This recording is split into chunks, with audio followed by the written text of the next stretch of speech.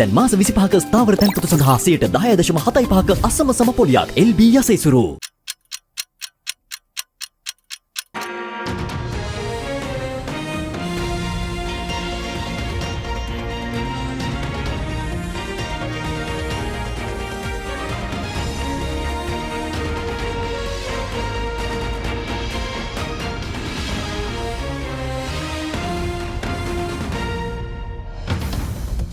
Tonight on First at 9 this Monday the 16th of February 2026. Murder unravelled. 2 suspects arrested for aiding and abetting the double murder in Akuregoda. Victims laid to rest this evening. Call for justice. Bar Association of Sri Lanka boycotts courts, stages protest march condemning brutal murder of an attorney and his spouse. Bar Association President calls on the government to uphold and protect the country's rule of law. Industrial uptick. Manufacturing PMI rises in January 2026, signalling month-on-month expansion in manufacturing activity. Stability Mission. Managing Director of the International Monetary Fund, Dr. Kristalina Georgieva, arrives in Sri Lanka to hold discussions on the country's post-disaster recovery trajectory. Kalin baby so rupial anuwakata. Kalin baby podi hamotamai. From Derana, this is Derana First at 9. Live from Studio 24 in Colombo. Good evening and welcome to First at 9 on Derana News Channel, Sri Lanka's most trusted news source. I'm Tatya Aranayake, joining you live with the latest in Sri Lanka and around the world. We begin with your top story. Police arrested 2 suspects in Kottawa today in connection with the Akuregoda double murder. Authorities state that the suspects, 2 brothers, supplied the gunman with crucial information pertaining to the whereabouts of the attorney on the day of the murder. Meanwhile, the final rites of the deceased couple were performed this evening in Pitigala. The lives of an attorney and his wife were claimed in a fatal shooting at around 5 p.m. last Friday in the parking lot of a supermarket in Talangama, about a kilometre from the army headquarters in Akuregoda. CCTV footage shows 2 unidentified gunmen who arrived by car opening fire at the couple and fleeing the scene. The victims have been identified as 44-year-old attorney Buddhika Mallavarachi and his 42-year-old wife W.A. Nisansala. Police located the vehicle suspected to have been used by the shooters burning along a by-road in the Agalia area of Baddekama Gaol. As investigations are currently underway with 12 police teams deployed, Senior DIG for the Western Province Sajeeva Madavatta disclosed that 4 individuals suspected to be connected with the double murder have been identified. Against this backdrop, officers of the Western Province South Crime Range apprehended 2 individuals in Kottawa this evening. The individuals aged 20 and 24 have been identified as siblings. The interrogation of the 2 suspects has brought to light a series of significant revelations concerning the double murder. Police investigations have identified the brothers as key local operatives in a methamphetamine trafficking network allegedly orchestrated by underworld figures Tarindu Madhusanka alias Tutu and Modara Nipuna, both of whom are currently overseas. According to investigators, the underworld figures had contacted the brothers with instructions to rent a vehicle for 7 days,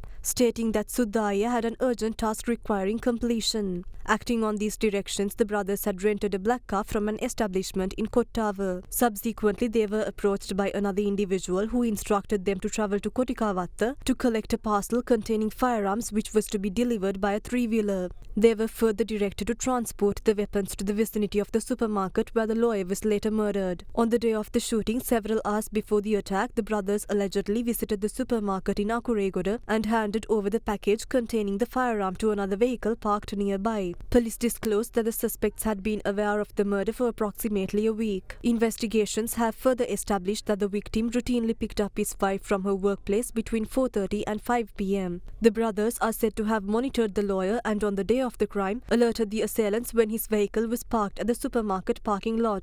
The car carrying the gunmen subsequently arrived and both the lawyer and his wife were fatally shot. Following the attack, the brothers reportedly departed the scene heading towards Hokandara. The Southwestern Crime Division relied relying on CCTV footage and corroborating evidence, determined that the firearms used in the murder were supplied from the rented vehicle in the brothers' possession. Authorities apprehended the suspects as they were en route to return the 7-day rental vehicle to the establishment in Kottava, taking both the car and the brothers into custody. Interrogation has also yielded information regarding the gunmen. One of the shooters had checked into a hotel in Pannipitiya 3 days prior to the murder, where the brothers later provided him with methamphetamine and other assistance. The second shooter reportedly arrived at the same hotel on the day of the crime. Police state that the brothers did not receive any money for their role but were paid in narcotics. The suspects are believed to have been actively involved in its distribution. Further investigations are being conducted by the West and South Crime Division under the direct supervision of IGP Priyantha Veerasurya, under the direction of Senior DIG Sajeeva Madawatha of the Western Province and with the guidance of DIG Samantha Wijesekara. Meanwhile, the final rites of the attorney and his wife were performed this evening at the Suduwallava Cemetery in Godamuna, Pittigala.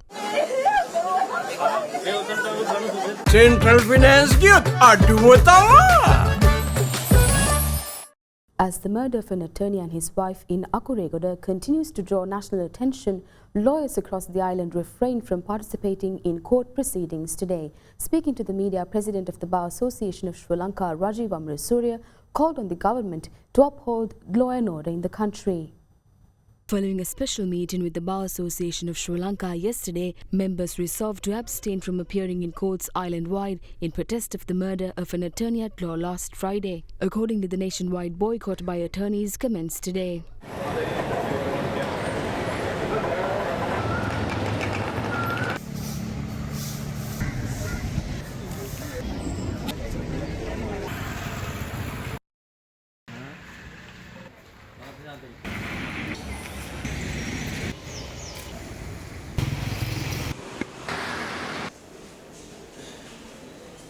Black flags were hoisted at several courts today in solidarity with the protest.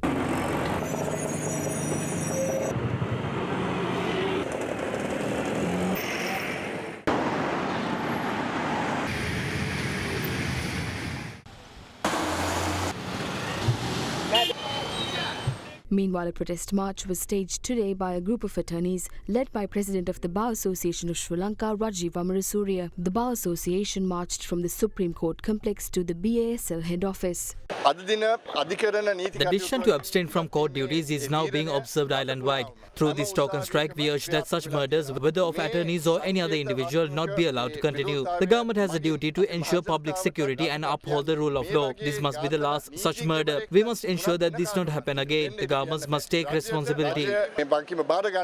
Public seeking services from courts island-wide were inconvenienced due to the protest action. Meanwhile, several stakeholders commented on the ongoing legal situation.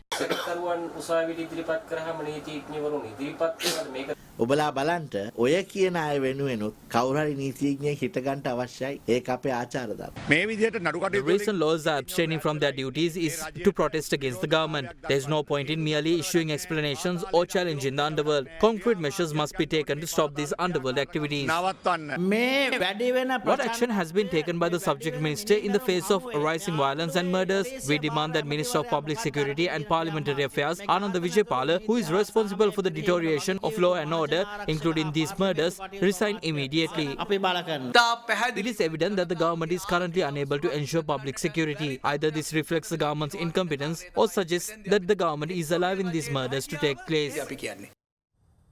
Now, several public representatives commented on underworld activities and related murders. අපි දැක්කා පසුගිය දිනක We recently witnessed the killing of a lawyer and his wife in a high security zone. It must be stated that certain past leaders of the Bar Association, along with some lawyers, may have contributed to creating such a situation in the country. It was a group of lawyers who encouraged and amplified the actions of individuals who vandalized the president's residence and burned buses when they were produced before court. Those lawyers who supported and promoted individuals who violated the law must understand that you reap what you sow. ගලයින්ව උත්කර්ෂයට නංවන්න කටයුතු කළපු අයත් දැනගත යුතුයි. සමහර කට්ටියගේ ඒ කියනේම ඇහුවයන් පස්සේ මට පුදුම හිතුණා. I was surprised to hear a statement made by certain individuals, especially the remarks by Field Marshal Sarath Fonseca. He stated that such incidents are normal and cannot be prevented even if the entire army were deployed. When a field marshal who led the defeat of Prabhakaran and brought an end to the war makes such a statement, we can only pray for the people of this country. ජනතාවට බුදු සරණයි දෙවි පීඨයි කියලා තමයි අපිට කියන්නේ. හිටපු යුද හමුදාපතිතුමා The former army commander made a noteworthy observation regarding this situation. There is always a possibility of isolated incidents occurring in any country. One cannot assess the overall security of a nation based solely on several individual incidents. Such incidents have occurred in the past and may continue to occur. However, it would be inaccurate to claim that national security has been fundamentally compromised based on these events alone. නමුත් එයින් අදහස් වෙන්නේ නැහැ ජාතික ආරක්ෂාව අභියෝගයට ලක් වෙලායි කියලා. ඒක වගකීම ගන්න ඕනේ පොලිසිය.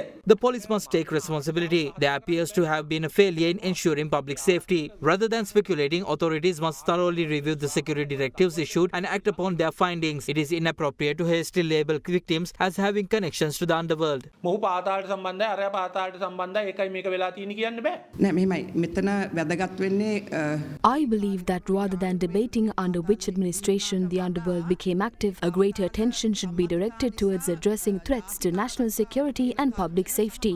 ඇති වෙලා තියෙන තර්ජන තමයි මං හිතන්නේ ගොඩක් වැදගත් වෙන්නේ. ඉතින් මේ ආණ්ඩුව ඇවිල්ලා අවුරුදු එකමාරකටත් වැඩිනේ දැන්. It has been over 1.5 years since the current government came into power and the president assumed office. There is no point in blaming previous administrations to cover up the present government's shortcomings. The Minister of Public Security must provide a clear explanation of this situation to the nation. It is unacceptable to simply dismiss matters by claiming that all victims are connected to the underworld. The minister must either fulfill his responsibilities effectively or step down if he is unable to do so. එක්කෝ ඇමතිවරයාට වැඩේ කරන්න ඕනේ කරන්න බැරි නම් අයින් වෙලා යන්න ඕනේ. Opposition leader Sajid Premadasa warns that the public will take action against the government if it fails to dismantle the underworld and put an end to the wave of murders. The opposition leader made this assertion in a special statement released in light of the Akurekoda double murder. අපි මේක දකින්නේ අපේ රටේ නීතිය හා සාමයට. We view this incident as a deadly attack on the country's law and order as well as national security. Our attorneys deprived of the freedom to engage in their profession without fear. The supreme law of the land has been disregarded and anarchy reigns over the country. We need a real plan that can actually dismantle the underworld without merely limiting it to words. The government must build a strong mechanism with a clear strategy to suppress the underworld and eradicate the culture of murder. The government is left speechless and vulnerable by the recent wave of murders. If you fail to combat the wave of murders, the public will make the necessary decisions on behalf of the country. රට වෙනුවෙන් ජනතාව වෙනුවෙන් ගලී කියන එක අපි විශ්වාස කරනවා. Leader of Sarvajana Balaya parliamentarian Dilip Jayavira asserts that Sri Lankans must recognise common challenges faced in the country in order to protect national unity. He made these remarks during the establishment of Sarvajana Balaya's Muslim alliance, Sarvajana Ikhwan. Sarvajana Ikhwan, the Muslim alliance of the Sarvajana Balaya, was established today at the party headquarters under the patronage of Sarvajana Balaya leader parliamentarian Dilip Jayavira. Ikhwan means brotherhood or brethren. In most political parties, the Muslim alliance is known by various names such as the Muslim League or the Muslim Unit. However, we are pleased to say that our party was the first not to feature the word Muslim and instead use the Arabic word Ikhwan. This is our national responsibility. The key theme of Sarvajana Balaya is nationalism. Sarvajana Balaya is a nationalist platform where everyone can come together and freely express their ideas. There are no other political camps that organize alliances of this nature. This is not an attempt to secure Muslim votes. There was a time when Muslims were exploited for their votes. That is not Ikhwan or brotherhood, that is greed. In a country whose nationalism is rooted in Sinhala Buddhist civilization, the word minority should not exist. Some people have confused nationalism and racism. Our Prime Minister recently visited Mana and made a statement saying that they did not desire for war and questioning whether they were consulted before it began. However, we would like to point out that it was the incumbent president who demanded that former President Mahinda Rajapaksa prosecute the war immediately. It appears they have now forgotten this. The Prime Minister has also forgotten that her party was founded by Rohan Vijayveera, who authored a book titled Ilamata Visanduma. It seems she has not read it. Even Vijayveera believed in Sri Lankan nationalism, whereas the Prime Minister appears to believe in internationalism. What are we saying is that if we are to remain united, we must be able to recognize the enemy. The enemy can appear in different disguises. Pakistan's Federal Minister for Home Affairs and Narcotics Control today presented President Anur Dissanayake with a formal commendation from the government of Pakistan, recognizing his timely intervention in facilitating the successful staging of the Indo-Pakistan cricket match. This came as President Dissanayake prepares to depart for India tomorrow afternoon at the invitation of Indian Prime Minister Narendra Modi. Pakistan's Federal Minister for Interior and Narcotics Control, Said Mohsin Raza Naqvi, who arrived in Sri Lanka for the India-Pakistan fixture in the T20 World Cup, called on President Anur Dissanayake today. The meeting took place at the Presidential Secretariat. Thank you, Excellency. First of all, warm greetings from the President of Pakistan and the Prime Minister of Pakistan. They especially asked me to convey their greetings to you. Actually, this yesterday match, you were the actual hero because 2 billion people entertained because of you. If we count India, Pakistan, Sri Lanka and Bangladesh, just these 4 nations, it's 2 billion plus people. So it's only because of you that we played the match. We were having several issues regarding playing with India, but as soon as you called, there was a decision of 50-50. But as soon as the Prime Minister received your call, he called me up and he said, there is no more issue. The President has called me and we have to play the match. That's it. So it's because of just you managed and got this done. So I'm very thankful to you that you played a very critical role in this. Meanwhile, President Anur Dissanayake is scheduled to depart for India tomorrow afternoon at the invitation of Indian Prime Minister Narendra Modi. The President is expected to attend the AI Impact Summit 2026, which will be held over 5 days with the participation of heads of state from 20 countries. During the visit, President Dissanayake is scheduled to hold bilateral discussions with Prime Minister Modi.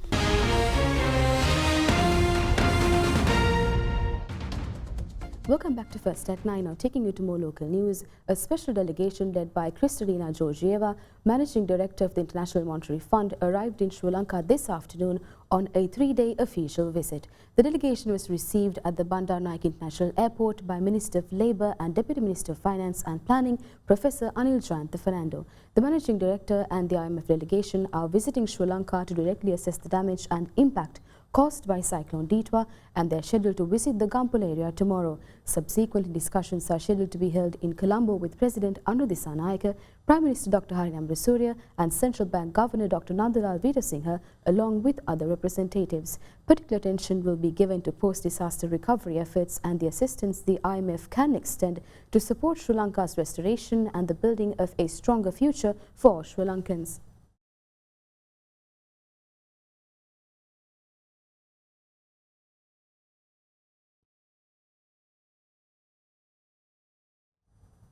The Deputy Prime Minister of the United Kingdom, David Lammy, is scheduled to arrive in Sri Lanka tomorrow on an official visit. The Deputy Prime Minister is expected to witness the UK's humanitarian response to Cyclone Ditwa in Sri Lanka. During the visit, the Deputy Prime Minister is scheduled to meet President Anur Dissanayake for discussions on economic cooperation, reconciliation, humanitarian priorities and Sri Lanka's engagement with the Global Charter on Children's Care Reform, a global effort to strengthen family-based care and protect children. He is also scheduled to meet humanitarian and partners delivering UK support to Sri Lankan communities affected by Cyclone Ditwa.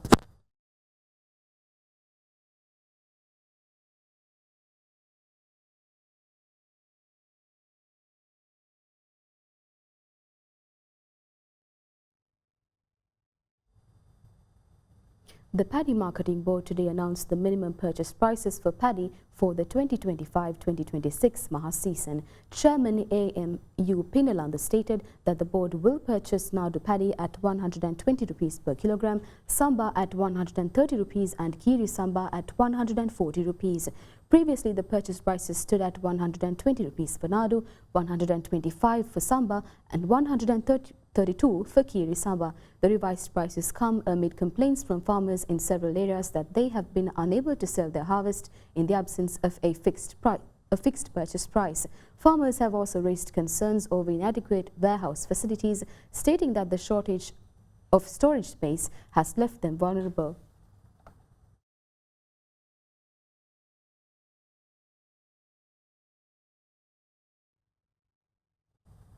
The final rites of prominent politician and pioneer in medical virology in Sri Lanka, Professor Tissa Vitarana, were performed at the General Cemetery in Borella. Professor Vitarana was 91 at the time of his passing. Professor Tissa Vitarana, a prominent figure in Sri Lankan politics and medicine, passed away on the 13th of February. Professor Vitarana, who began his political career joining the Lanka Samasamaja Party in 1974, held several ministerial portfolios under several administrations. The mortal remains of the late Professor Tissa Vitarana was placed at the N.M. Pereira Centre in Borella. President Anura Dissanayake paid his final respects to Professor Tissa Vitarana last evening. Several other political representatives paid their final respects to the late Professor Vitarana. The final rites of Professor Tissa Vitarana were performed at the General Cemetery in Borella at 4 p.m. today. With that, here's a look at other local news in brief. The Students' Union of the Faculty of Management at the Rajarata University highlights a critical shortage of academic staff, estimating a nearly 50% deficit within the state university system. At the faculty, around 2,000 students are being served by only 12 professors, causing significant disruptions to teaching and supervision. The union states that the 45% lecture shortfall has severely affected academic activities, particularly research guidance for students.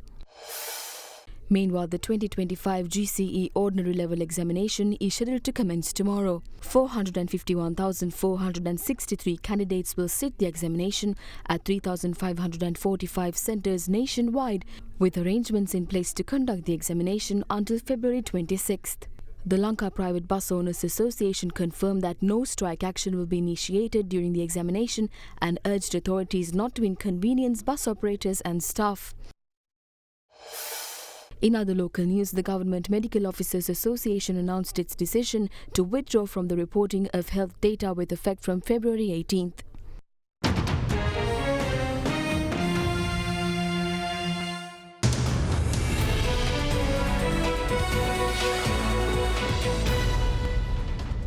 Welcome back. Now in your business news, Sri Lankan economy continues to emerge resilient as latest Purchasing Managers Index data issued by the Central Bank depict expansions in both manufacturing and services activities in January 2026.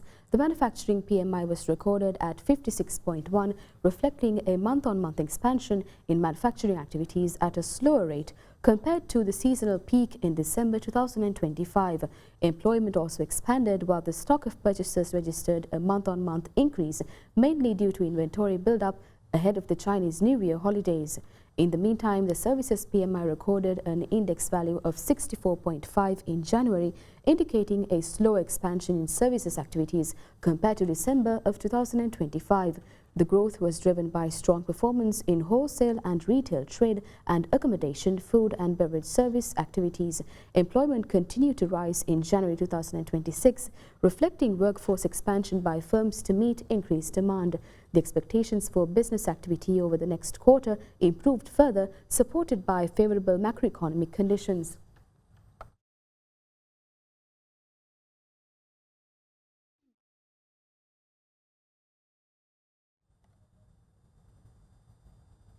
The Colombo Bourse closed in positive today as a result of price gains in counters such as Richard Pearce & Company, Carson Cumberbatch and Navaloga Hospital. The benchmark ASPI gained 0.80% to close at 23,900.11, while the more liquid S&P Sri Lanka 20 increased by 1.38% to end the day at 6,710.33. Market turnover was 5 billion rupees. Foreign participation in market activity remained at subdued levels, with foreigners closing as net sellers, offloading shares worth 167 million rupees. Up next, we have Musharraf Ibrahim from Capital Alliance in our next segment, Markets in View.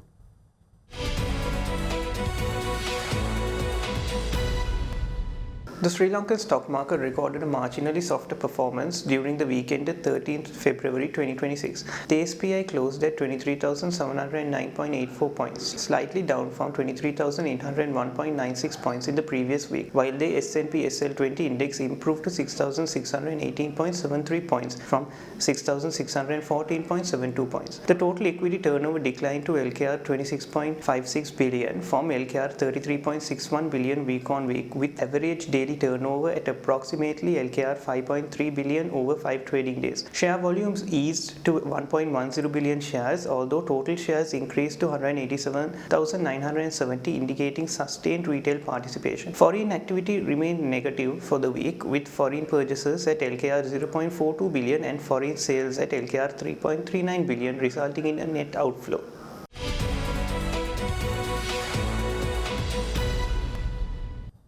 With that, here's a look at today's exchange rates.